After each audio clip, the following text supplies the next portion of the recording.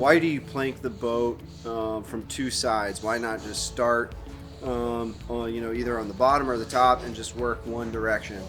The answer is when we go to lay out the planking schedule on a hull, we look at a couple things. One is, if you think of a boat as just a round sphere, you're going to have tapers on the end when you go, like a whiskey barrel cask, for example.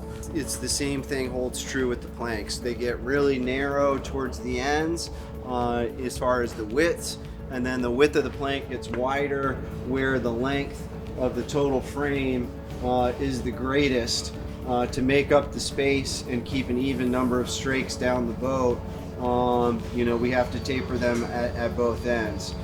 The garboard plank, which is the one that fits right up against the keel, is a really tricky fit. It's got a big bird's mouth to it, so that plank has to go on. So with the garboard plank on, if we started and we just worked out from the garboard, we'd be leaving the whole top of the boat, which the very top of the quarterdeck is something like 16 feet off of the back of the boat.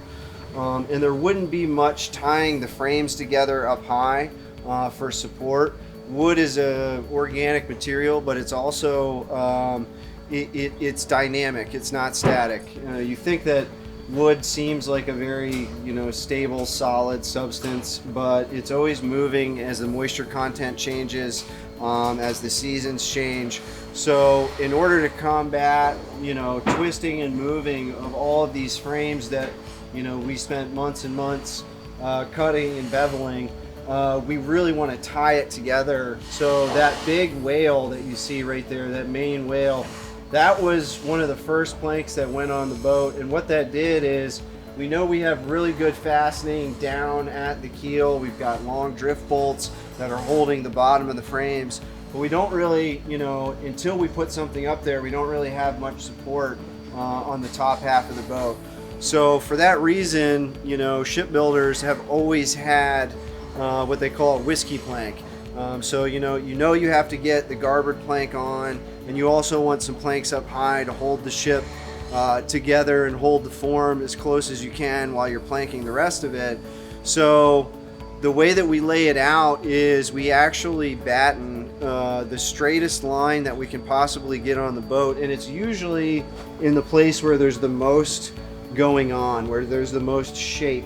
So on this particular boat, that's the turn of the bilge, and so we struck pretty much a straight plank, bow to stern, right about the turn of the bilge.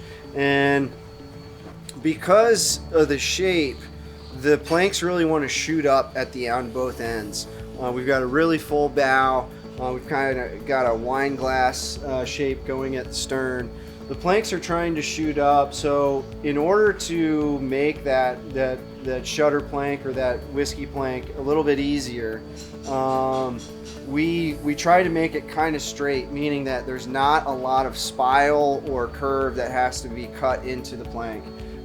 So when we lay out, that's kind of the beginning of where we lay out for our plank schedule, is with that shutter plank, knowing that we're going to be planking from the top and also coming up from the bottom and meeting at a relatively straight line. Probably the most uncomplicated plank on the boat as far as shape ends up being the shutter plank.